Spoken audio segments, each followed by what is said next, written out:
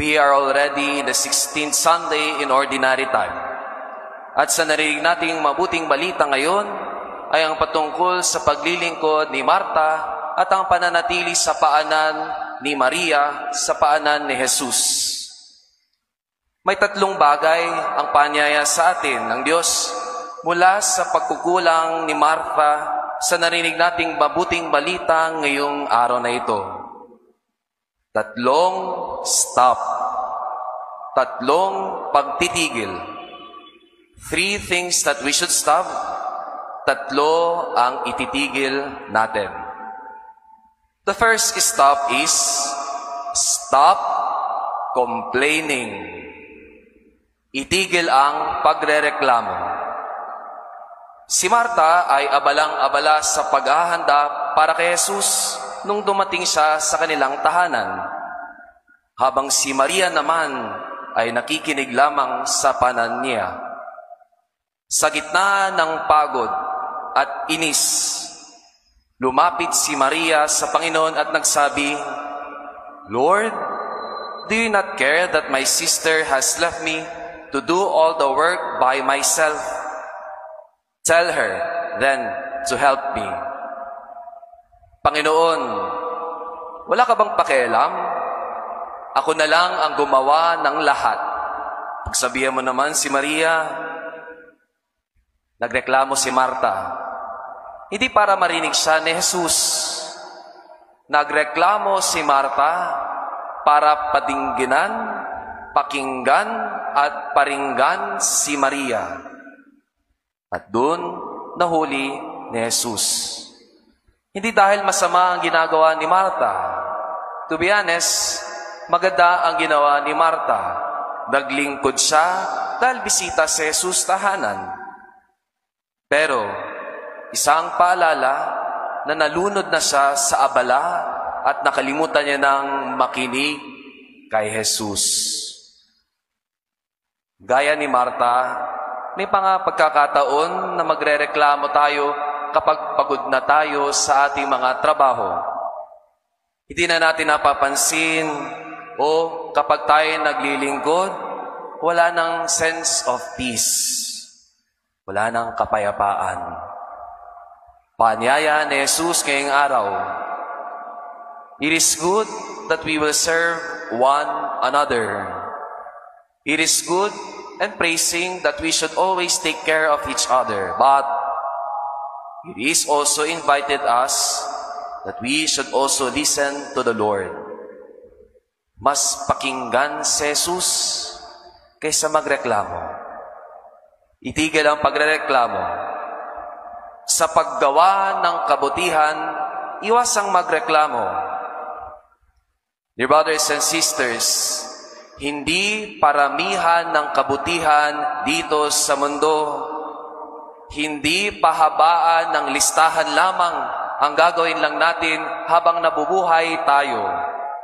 Ngunit, palaliman ng relasyon sa ating Diyos ang pinakamahalaga. Marami nga tayong ginawang mabuti. Marami nga tayong natulungan. Pero kung mababaw ang relasyon natin sa ating Diyos, mukhang kulang. Like Martha, let us stop complaining. Itigil ang pagrereklamo. The first stop, stop complaining. The second stop is stop comparing. Itigil ang paghahambing. Itigil ang pagkukumpara ng sarili sa iba. Martha also said, "My sister has left me to do all the work." Panginoon, pinabayaan akong maglingkod ng mag-isa. Martha compares her busyness to Mary's stillness. Inihambing ni Martha ang kanyang pagkakaabala sa katahimikan ng kapatid niyang si Maria. Nakalimutan niyang may iba pang pamamaraan din ng paglilingkod. Mga kapatid kay Kristo, katulad din natin, may mga pagkakataon na tinitignan ng ating sarili sa iba At times, we also look others and cannot help but to compare. Ngunit si Jesus ay tumitingin hindi sa dami ng ginawa, kung hindi rin sa lalim ng pakikinig. Itigil na ang pangungumpara sa isa't isa. Alam niyo po ang kadalasan ng away ng magkakapatid o ng magkakaibigan o ng magkakatrabaho ay inggitan, selosan. At saan nag-uumpisa ito? Pag tinitignan na natin hindi ang ating sarili, kung hindi sa iba. Kapag nakalimutan natin ang lahat ng biyayang natanggap natin sa Diyos at tinitignan natin ang biyaya na meron sa iba.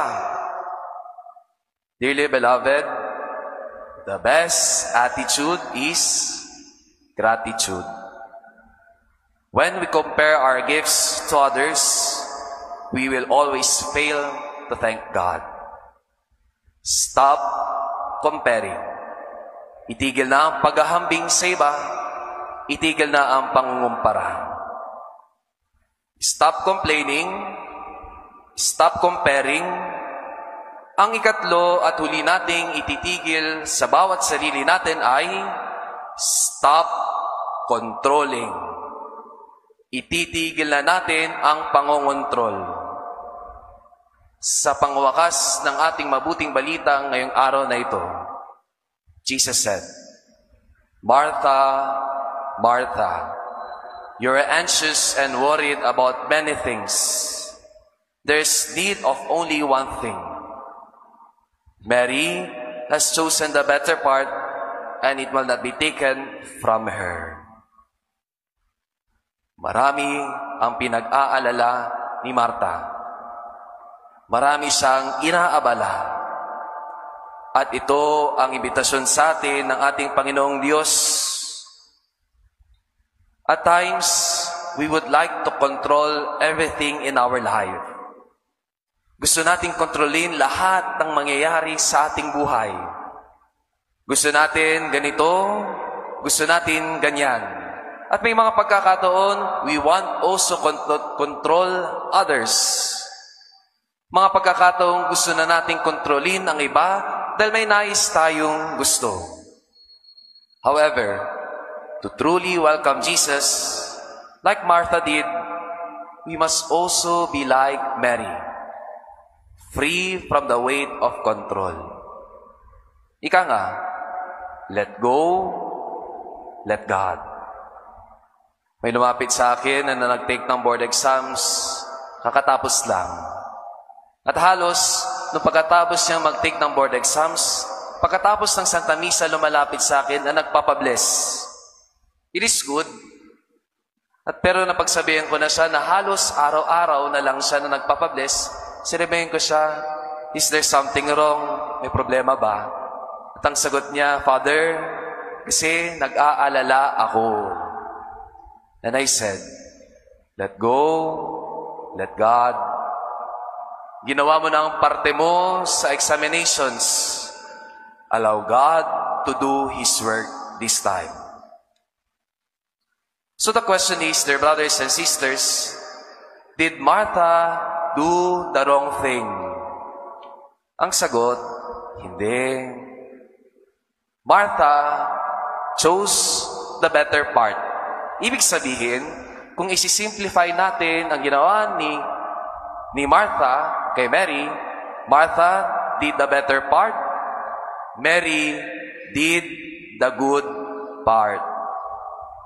Pero ang panyaya sa atin ng Diyos, huwag lang tayo makontento sa good. We strive to be better. Ika nga, you're better today than yesterday. Sana pinili natin at pipiliin natin ang mas mabuti. Sa linggong ito, tulad ni Martha, baka tayo maraming inaabala sa maraming bagay. Pero sana, huwag panay reklamo. Mga pagkakataong kailangan din natin imbaling ang ating atensyon sa Diyos at sa sarili. Baka tinitignan natin ang iba. Mga pagkakataon na gusto nating kontrolin ng lahat. pero matuto sana tayong magpaubaya sa Diyos.